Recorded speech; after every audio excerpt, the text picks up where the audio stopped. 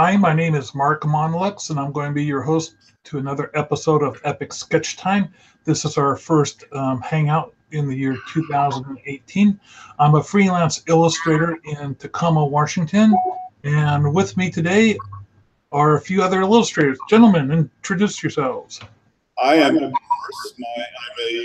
freelance cartoonist in Seattle, Washington, and I do a webcomic called Rhapsodies at rhapsodies.wpmorse.com. Bill. Hey, my name is... I was going to say, Bill, could you check your sound levels? It's not that you're coming in loud, but you keep... Yep, sorry, just a second.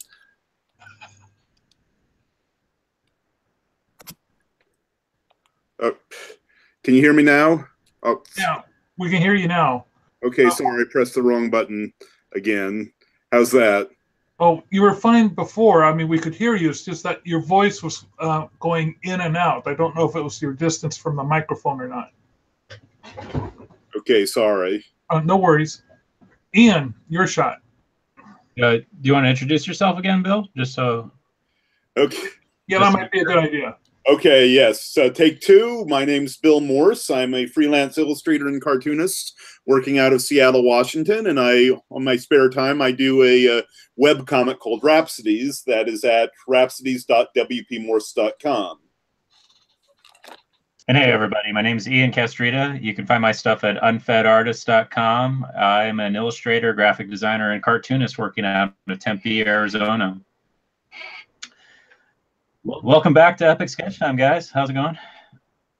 It's good to see you guys again. Likewise.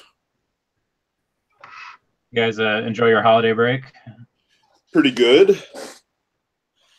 I mean, mostly, regrettably, my holidays are generally relatively dull since all my family is back east, but so I pretty much only have a proper holiday about every 5 years or so.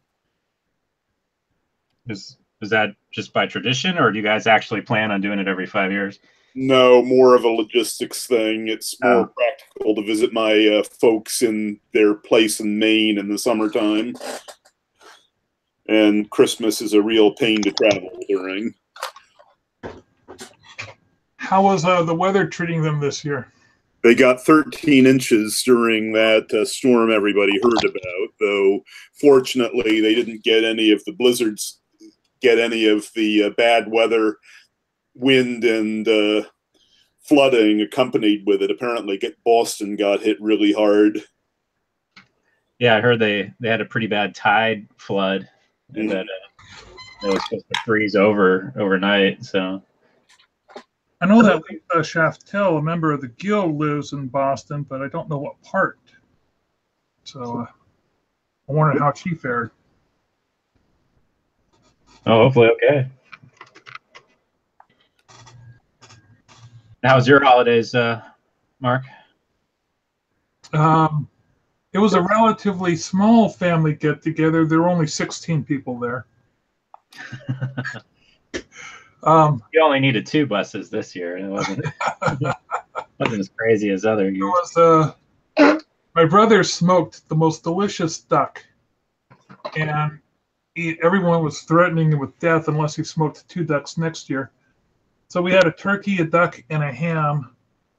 In attendance was my mom and dad, some in-laws on my brother Cliff's side, my brother Randy and his wife, my brother Scott, his wife and daughter, my sister, her daughter, and her boyfriend, and my other brother. So there were a couple of wives missing, a couple family missing. But yeah, we had a grand time. Oh, and my folks. Can't forget my folks. They were there too. Oh, cool. Didn't do anything really for New Year's. How about you folks? I had dinner with some friends who had a very nice Chinese buffet, which included some excellent duck, spare ribs, and lobster. Yeah, everybody's eating duck. I don't think I've ever had duck. And and a very utterly amazing mild curry. I mean, it's interesting. I never imagined curry not being hot before, but this one really worked. You're not a big fan of the hot curries? I must just say I have a Scottish palate. It's gotten the extent of my heat tolerance these days is being able to put Tabasco on my eggs, but that's about as high as I go.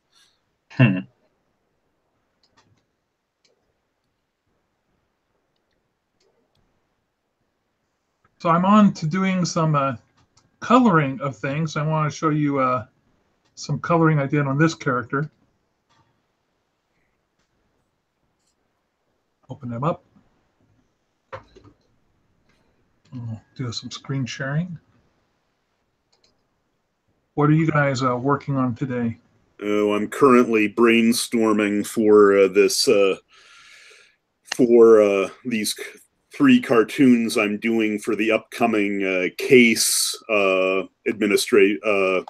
legislation. I wanted to work on a comic today, but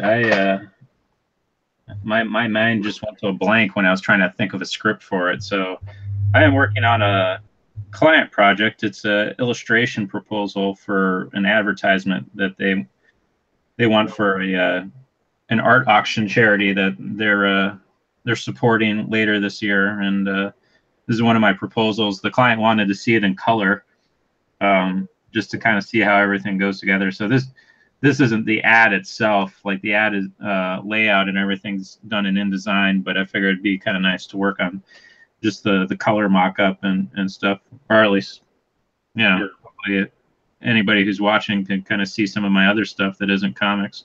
Mm-hmm. I like how you are drawing the shoe. That's pretty good. Yeah, no, very nice. Not completely sure about the foreshortening on the arm that's holding her hand, but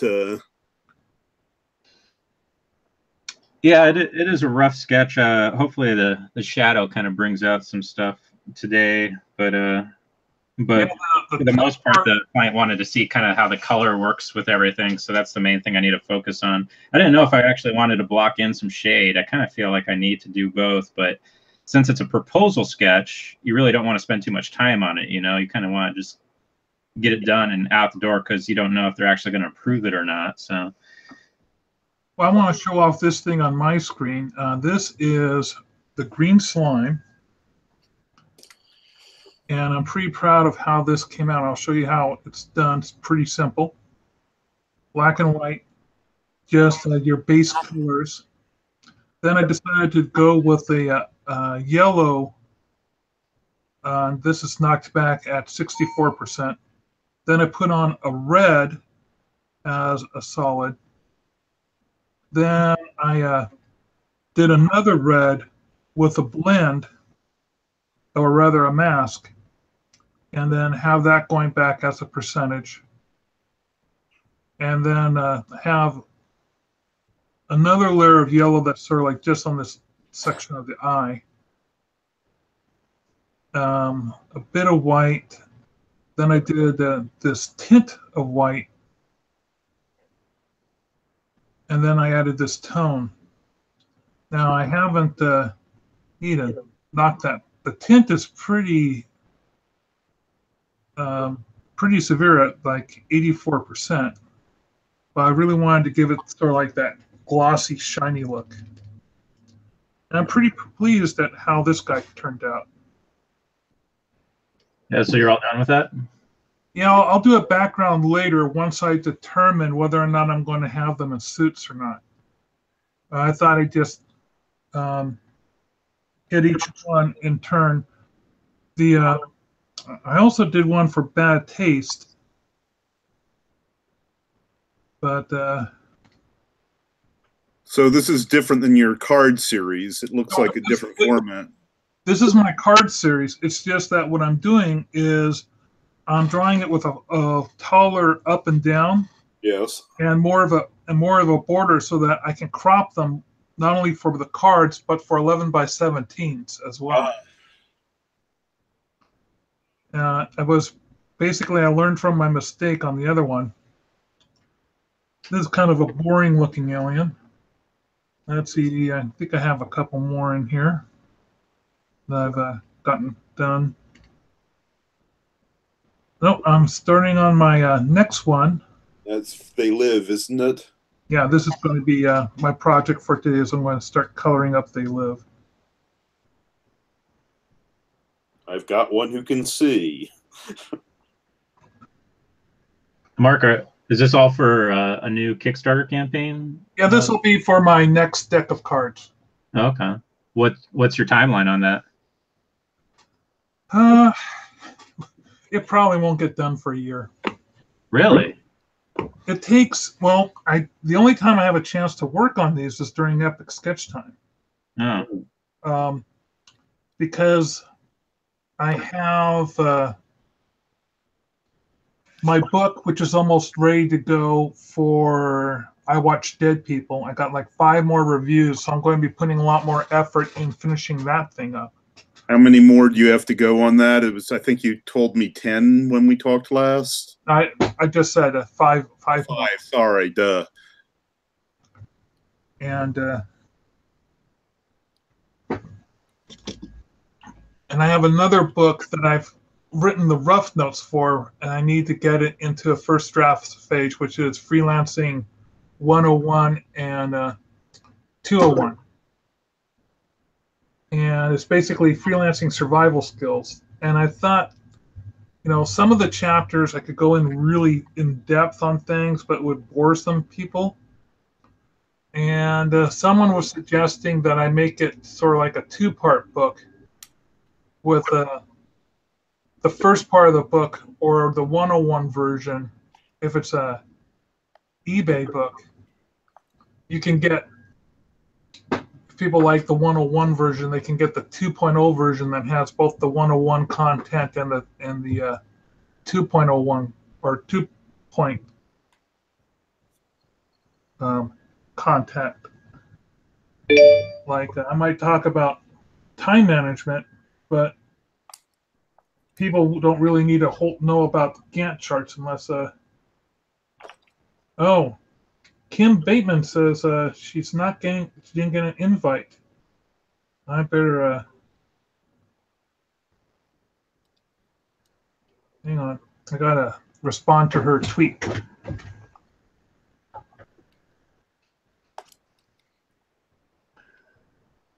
So what are you working on again, Bill? It's copyright, the upcoming copyright legislation that the House is working on. I got commissioned to do 3 cartoons for it, and I'm sort of beginning to run just a little late on it. So now that I got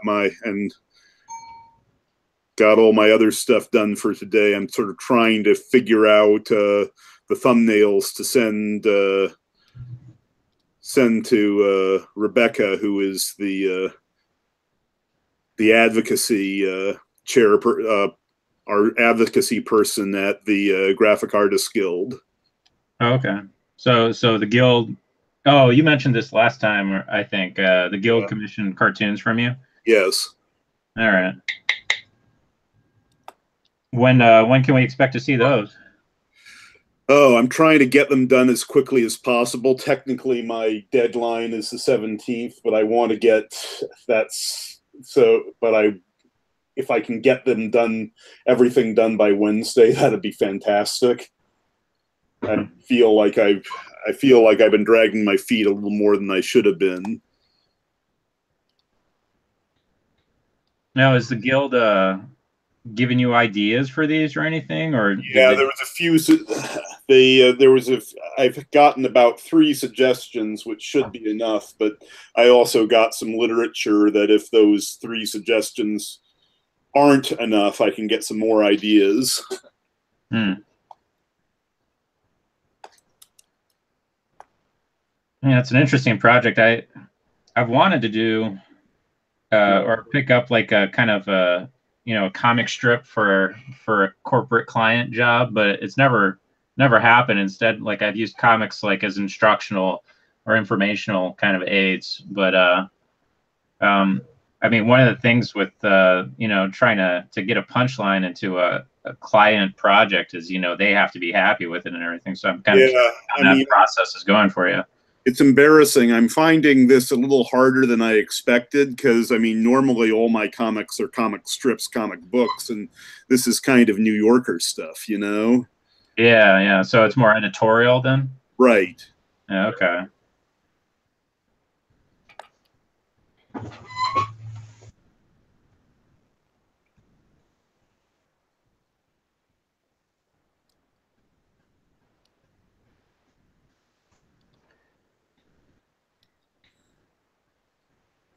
Is Mark back with us or no? No, I'm still working on something. Oh, okay. I just see your screen is active. Like, are you talking? I can't tell. I have to imagine there are some editorial cartoonists in the guild, right? Oh, I'm sure of it.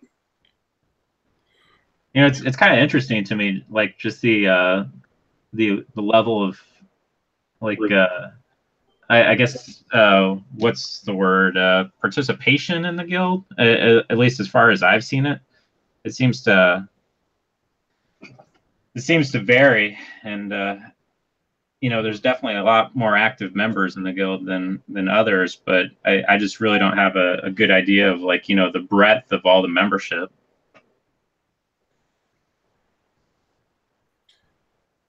Yeah, I mean, most of my experience is through the various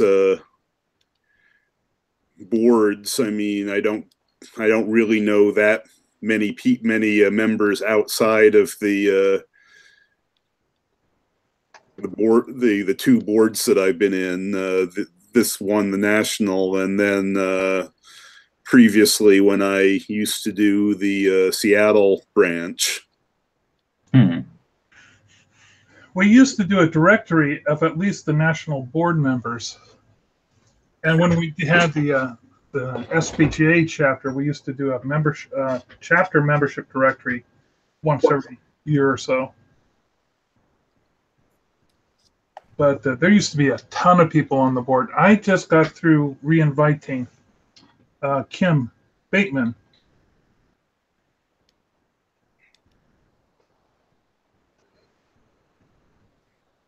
So hopefully.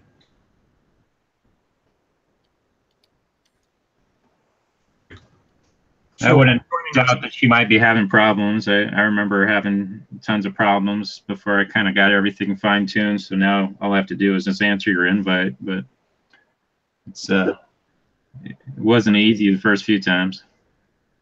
Yeah, somehow her email got scrubbed.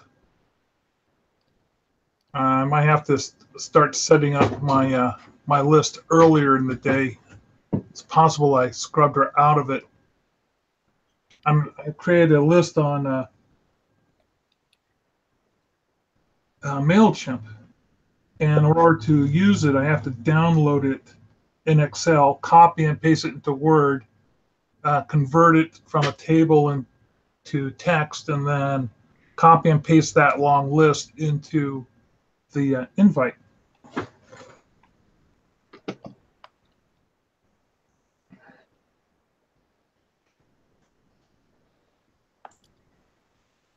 So we'll see when they're not.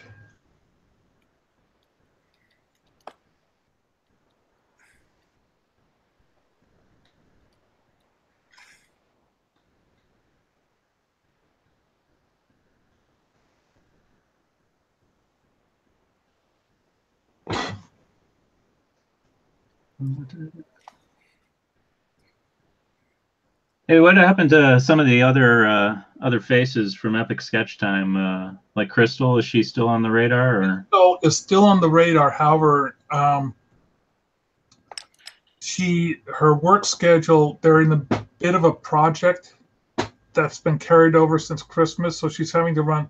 She would run straight home and then jump right into Epic Sketch Time, and because she's having to put in a little bit of overtime, she's not capable of meeting up. She's going to try to join us, but it probably won't be until our next meeting. By the way, folks, we're not going to be meeting next week because it's a federal holiday, So we'll be meeting up again the following week. What holiday is it? Martin Luther King. Oh, okay. And I think there's is President's Day a federal holiday? Yeah. Yeah, so, but is that in January as well, or is that February? I thought it was in late February. I always get it mixed up with, I always remember that it's about a week past Lincoln's birthday.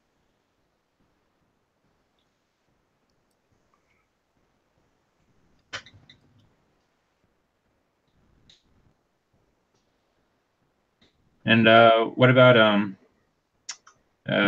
Patrick? I actually expected to see Patrick here today. See him on Twitter. He put a like on the tweet. Yeah, maybe I should. Well, let me double check my email. See Mad Monkey Love? What is he?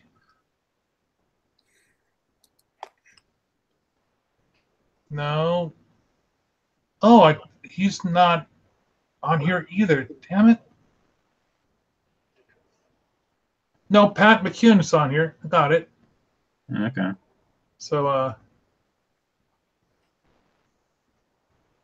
I was looking for his who's the guy who does the Dust Bunnies? Oh, that's oh.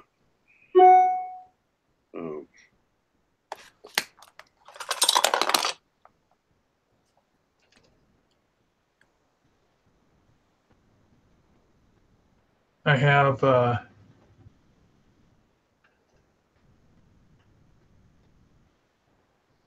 Kim.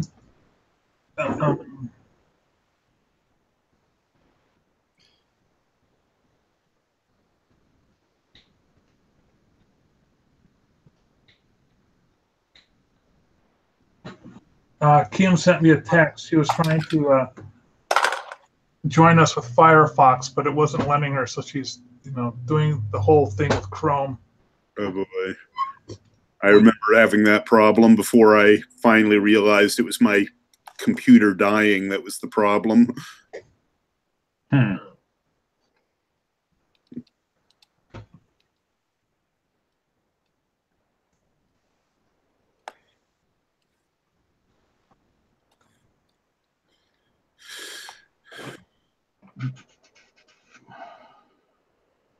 I'm trying to remember what the aliens from They Live, the color combination something. Oh yeah, that's right. They had a sort of like a blue. They only showed them in full color at the very end, didn't they? That's right. When you look through them through the glasses, they were always in the monotone. Mm-hmm. Mark, I got a question for you. Since you're working on so many things at once, like, how do you stay focused? Like, or is it just easy for you just to naturally stay focused? Because I find, like, between like trying to keep my accounts balanced and all that stuff, and like handle like the regular day-to-day stuff, that some days go by and I'm like, man, I didn't work on any art at all. But I do this thing called a double entry system. Oh, right. Yeah, your calendar thing. Right. It's extremely useful. And what you do is you write out basically in 15 minutes or an hour increments or whatever's comfortable for you, what you plan to do during the day. And then you write down what right next to it, and this is the important part, what you actually do.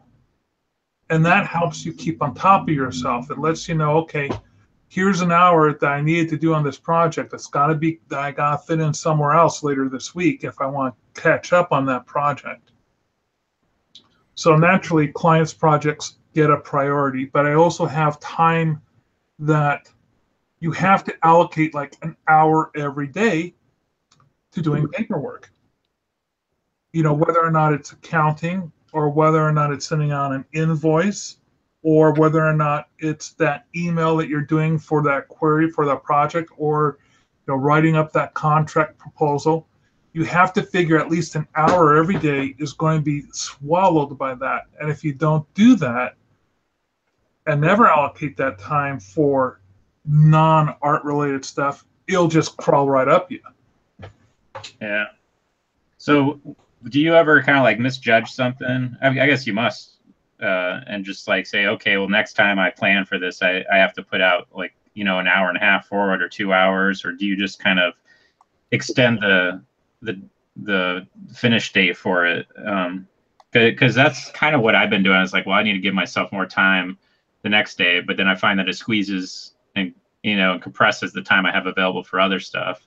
But it's just like I want to get stuff done, right? So I feel like if I were to implement your method, which I have tried to on just like my own kind of level using Google Calendar, like I mean, is it getting fewer things done in a day better, or is it just scheduling more things in a day better? Like, I mean, do you have an approach? Well, first of all, keeping on top of yourself, like I was saying, I review not just daily what actually occurred, but I also look at things over a week, and then I go at the end of the month, and I schedule time to do this to really look over which clients are taking longer. You can see what hours are your best hours for doing specific tasks. You can see, like back before we had fax machines, or what's soon. I saw that I was spending all my time visiting clients, and this wasn't billable time. So I told them from now on, I was not going to visit them because they'd end up talking about their dog. And, I was going to, everything with old communications were going to be done by fax, modem, or courier. And once they realized that, they bought fax machines because I said, well, we really want you here in the office. I said, that's fine. Then all my travel time and all my office visits are going to be on my hourly rate, which is going to be my highest rate because I could be sitting at home at my desk. And once I explained it to them like that, then suddenly, you know, paying extra for a courier or a little extra for a fax machine.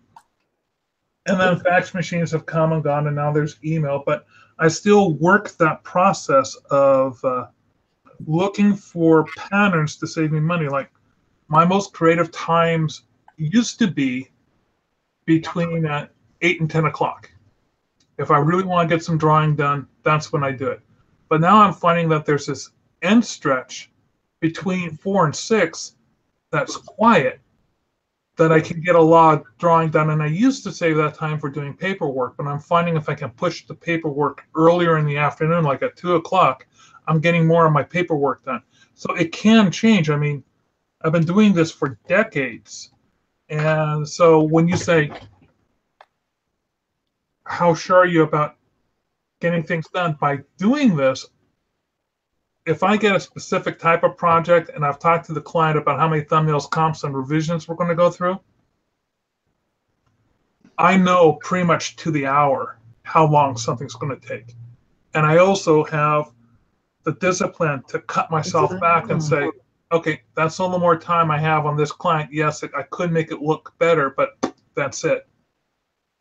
Yeah, I think that's probably what's counting against me, is that a lot of this is still, I don't want to say fresh, but I still have, like, you know, doubts about like how long something's going to take. And so I can't really just, you know, straight from the holster say, oh yeah, that'll take 3.5 hours. Hey, Kim, you made it. I did make it. Hi, Kim. Hi. So since it's been a while since we had someone new, feel free to share your screen. The way you can do that is by on the left-hand side of your screen, there'll be, if you do a rollover, some buttons will pop up, and there'll be a green one that says share. And then you can just share your screen.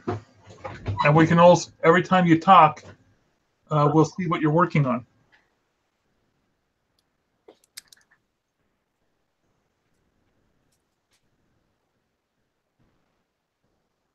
Like what I'm working on is an alien from my next deck of cards. This is an alien from They Live.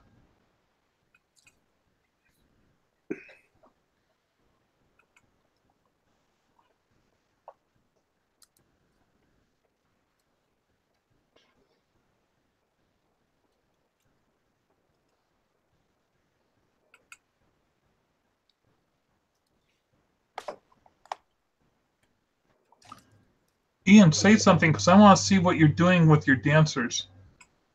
I am just kind of blocking in color right now, but I threw in a quick set of values just to kind of do a value study, make sure everything's kind of working, and then I mean I'll probably refine that, but it's just quick and dirty.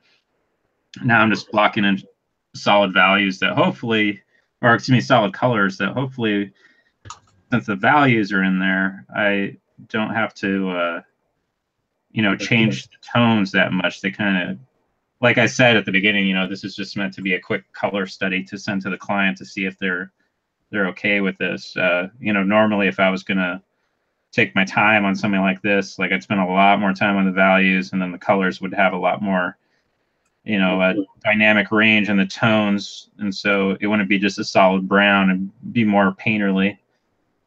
Although I think I want to do this watercolor if they end up approving this, so we'll see how it goes.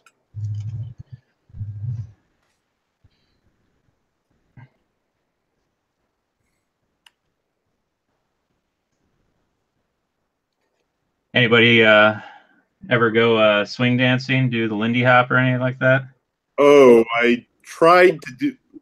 The closest thing I ever got to it was at doing one of the dance sessions at Seattle Folklife Festival, and had a friend. I have, my mom has this old friend who goes exclusively for the dancing, and I got dragged into it a few times.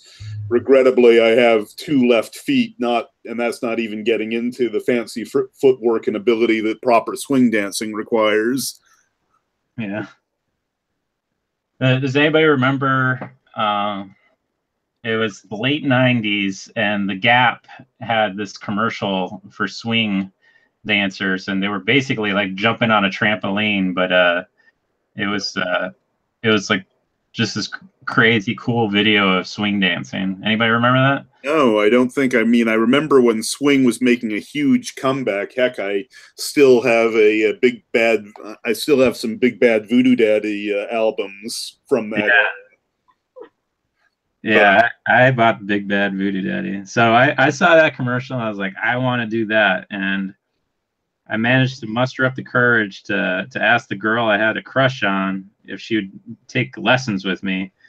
And I spent money on her and I going to swing dance lessons, and she never had the time of day for me. but we ended up taking like 3 or 4 swing dancing lessons. It was kind of fun. Mm-hmm. I think I forgot it all now, but yeah, it was. I wanted to be like those kids on that Gap commercial. I remember they just looked awesome.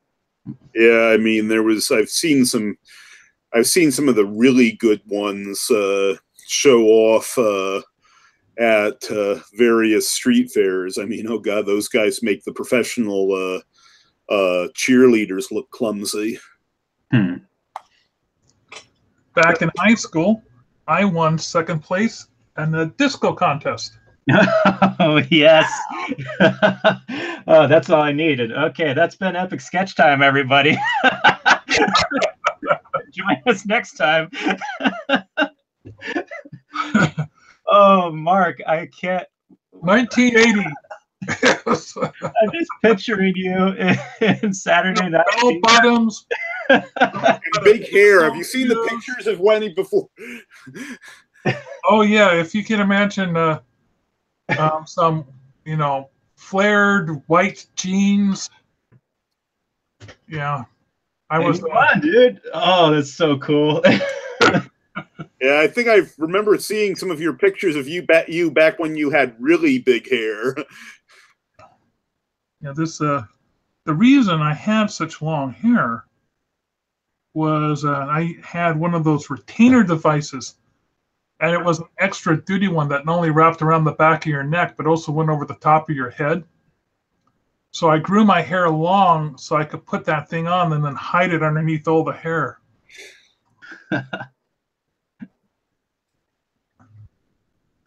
So did you have like your move or anything? I mean, what was? What I did was, my dad is a fantastic dancer from the 40s and 50s. He and my mom used to go dancing all the time, and they used to be part of different dancing groups, like a square dancing group and a big band dancing group, swing dance. And so they could put the moves on. So I said, "Hey, Dad, I got a contest tomorrow night. Spend some time with me tonight. Teach me some moves." So he taught me about 12 different dance techniques, and I just mashed them up all together. And I think I won I won second place because of that. And I don't think I won first place because I didn't have a dance partner. So, but I was all over the dance floor, but it was like, what was that movie that came out where the dorky kid in school went out in front of the stage and danced? Oh, Napoleon Dynamite. Yeah, it was kind of like that.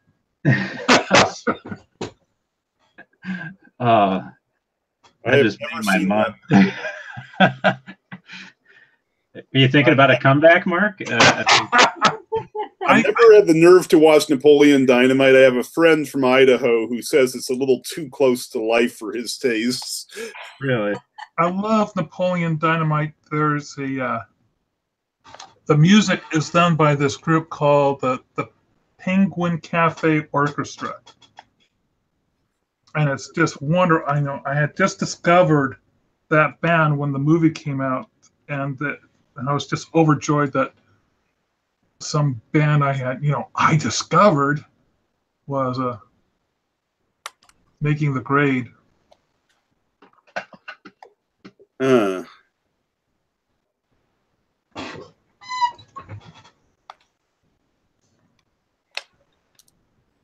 But I also won a dance party at Arthur Murray Studios here in Tacoma.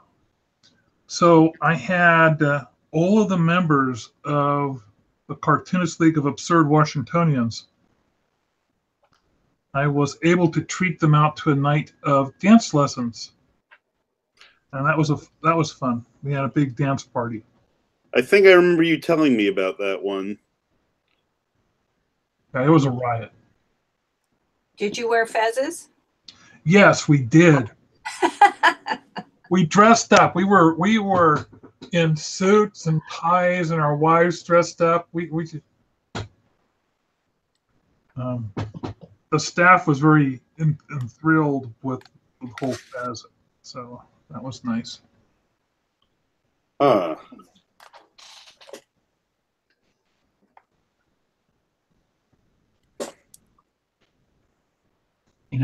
I can't picture a bunch of cartoonists dancing, but it sounds cool.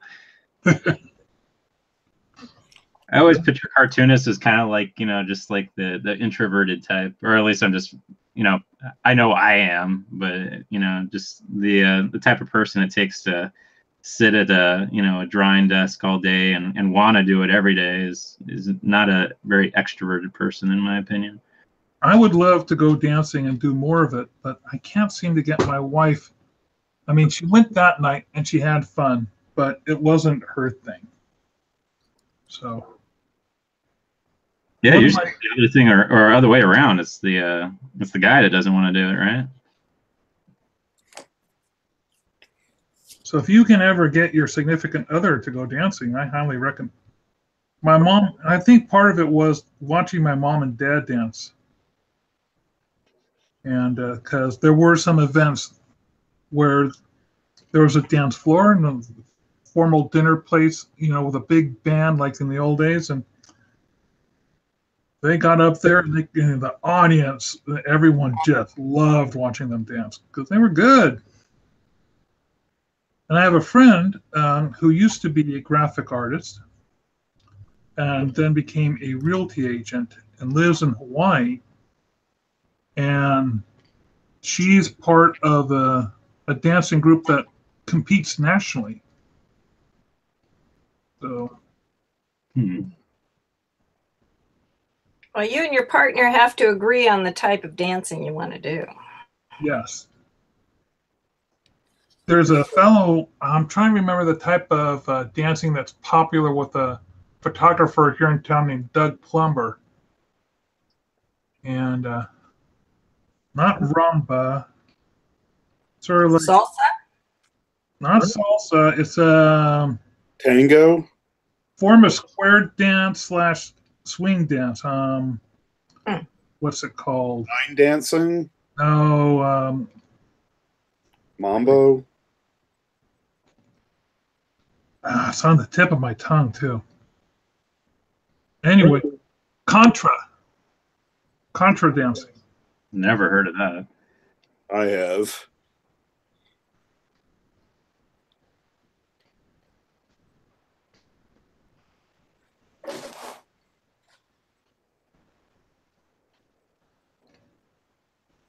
So, Kim, we were talking about how we spent our holidays. What did you end up doing?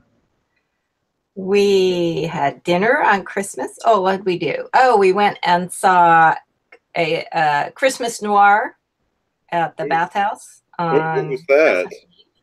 It was great. They do it. Seattle Theater Group does it every. I guess they do it every year. Yeah.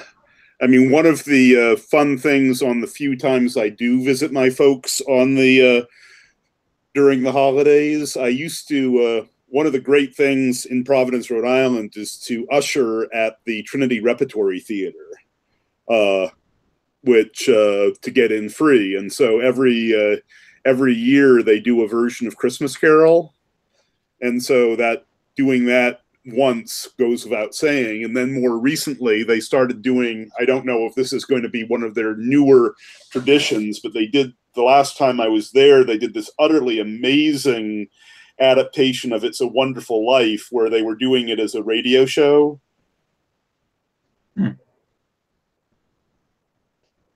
And so it was really cool because it starts out as the 5 voice actors performing It's a Wonderful Life in a radio studio, but as the story goes further, they start breaking the fourth wall, and walking out into the aisles and everything, and it was really quite amazing.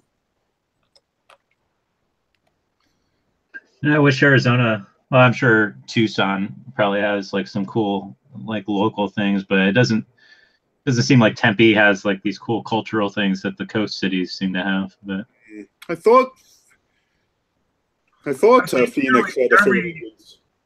Go ahead. I always assumed Phoenix had a decent scene, only that it was a little too spread out to appreciate it. Yeah, Phoenix is a car town, and so you can't really, I mean, local neighborhoods have their own thing, but I'm sure there's like, I don't know, like parties and parades and things, but nothing really kind of jumps out as like, oh yeah, that's the thing everybody wants to try to do during Christmas. Yeah, I mean, we don't even have carolers. I don't know if that's still a thing or not, but I on one of my social networks, I saw that a couple neighborhoods over, they were doing some caroling, and I was like, oh wow, that's kind of cool. I wonder if that'll come by my house, because I've literally never seen a caroler, just on the movies. So I used to remember. I mean, generally, I try to avoid the Christmas scene as much as possible out here. I mean, the last time I went and went to Black Friday and to see the lighting of the trees, I got myself stuck between a Black Lives Matter protest and some cops in full riot gear, and I was sort of I was having flashbacks of the WTO and praying that nobody did anything stupid. Wow. Yeah, Phoenix certainly had its protests and all that stuff, but Yeah, I mean protest. Yeah, because with WTO, protests are one thing, but I am not exaggerating. I was working in in the mailroom of a big bank downtown, and we were let off early about 2 o'clock every day during the demonstrations, and I am not exaggerating when I say I was racing the gas to the bus tunnel.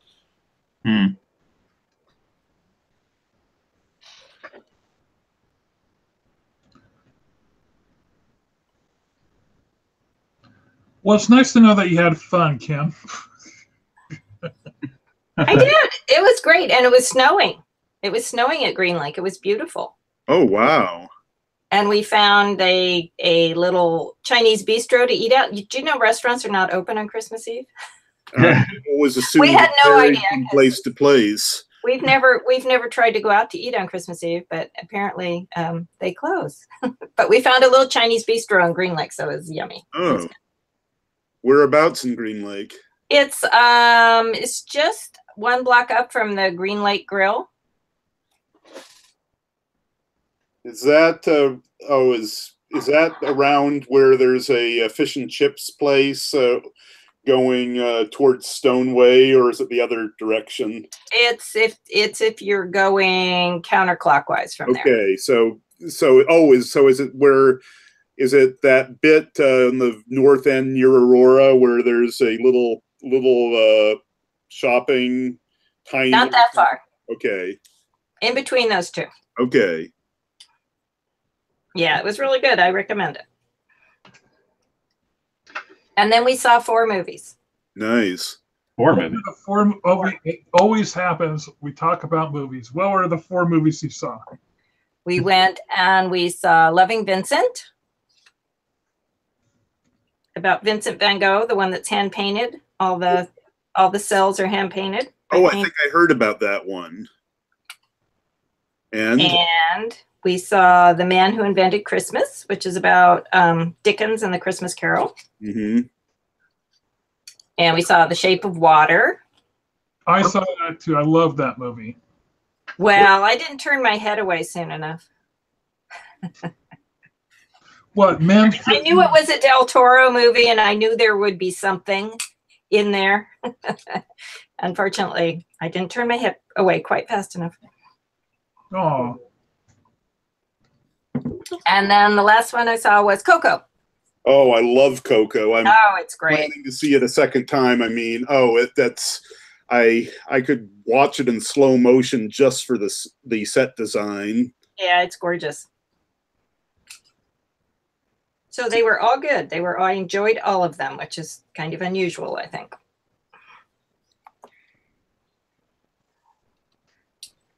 And then we ate stuff.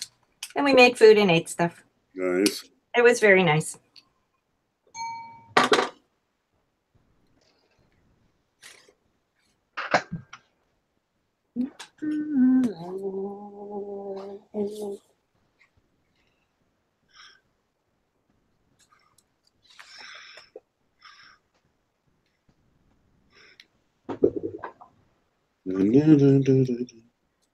Oh, and now I have Remember Me stuck in my head.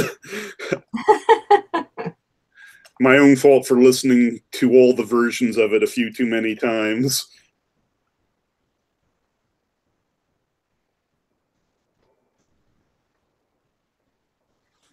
I can't help wondering how many Mexican fantasy films about Day of the Dead there are. That's an interesting question. You think it'd be a popular topic? Yeah, I mean, probably not. I mean, when you think about how many Christmas and Easter films there are here, I mean, no, not that many Easter films anymore, but I learned something new about movies the other day. yes. The longest running series of movies is not held by the United States, though the United States holds the second longest series. It isn't India by any chance. No, it's Mexico with the Santos films. Oh, right. Yes, of course. Yes. I didn't. Santos is a masked Mexican wrestler. If you Oh yeah. he had a cameo in Coco.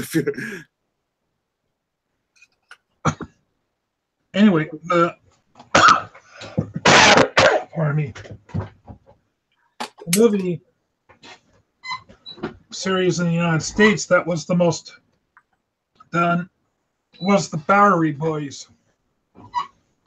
Really? I know of that series, but the only thing I remember of it is Jones mocking it in that one short he did. There were 48 films. With they started off with they were called the Streetwise Kids or the Street Kids.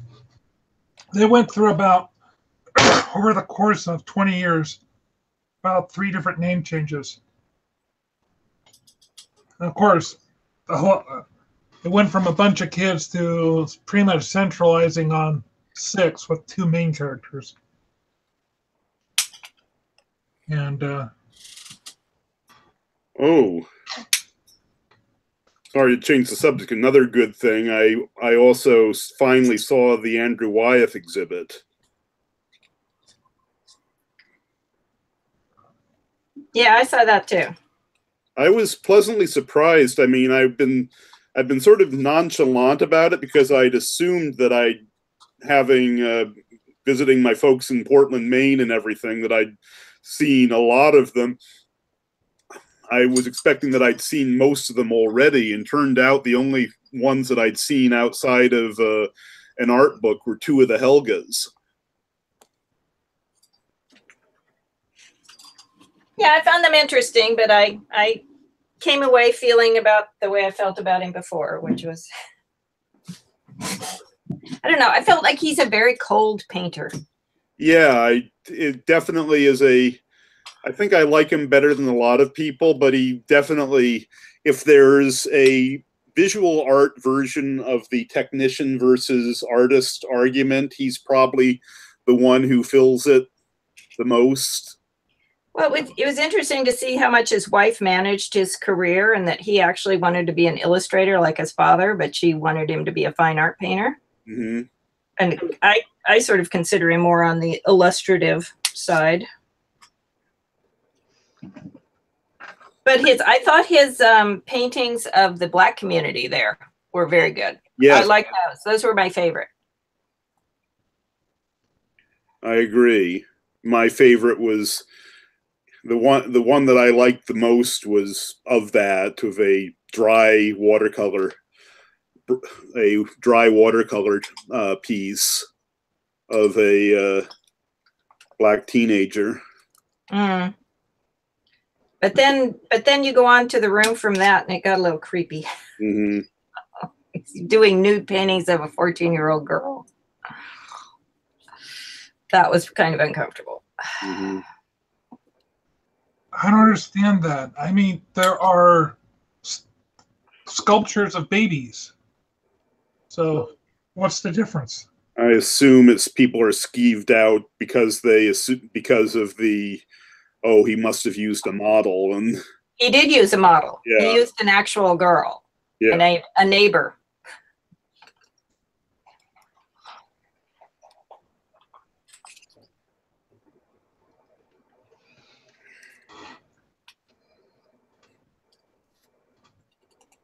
Is he the painter who did Christina's World? Yes. Is that the girl that you're talking about? No. Christina, he had these models, this old brother and sister, quite elderly, who were sort of his muses that he painted over and over again. And then when they died, he painted this young girl for a while in the nude. And then he started painting. Well, actually, I'm confused. Wasn't Christina the old? Yes, his Christina. Yes. Yeah. That's right. Christina was this older brother and sister couple, and he painted her as a young girl because she was disabled in some way, I think. Yeah, she was disabled. The reason that she's on the ground is because she couldn't walk. Right. And also, it's one of the reasons why she was so thin and frail looking is because she was basically paraplegic, I think. Hmm.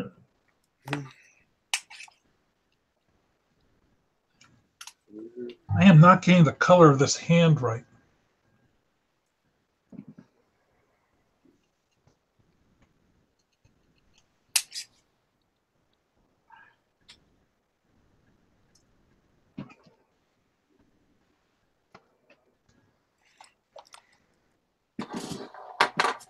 There.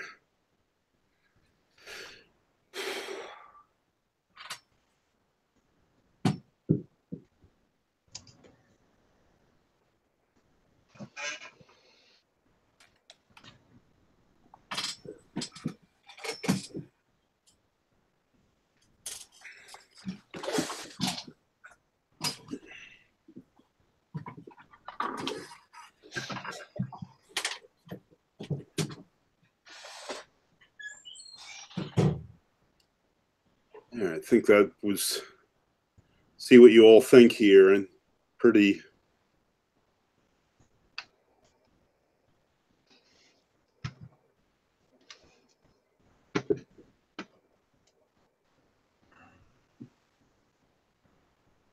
Is it just going to be a 2-panel comic, Bill? No, it's two one-panel comics. Oh, okay, gotcha. I said like the New Yorker or political strips. Gotcha. And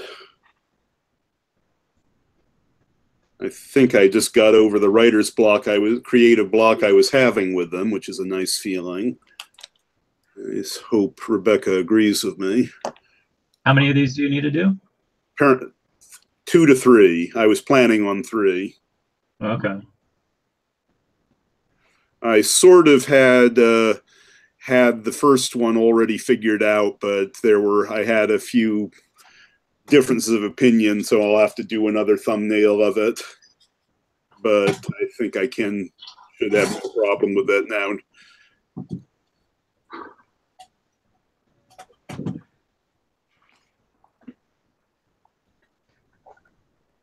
Well, without seeing the punchline or anything, I mean, it's concept sketches. I guess they look good. Okay.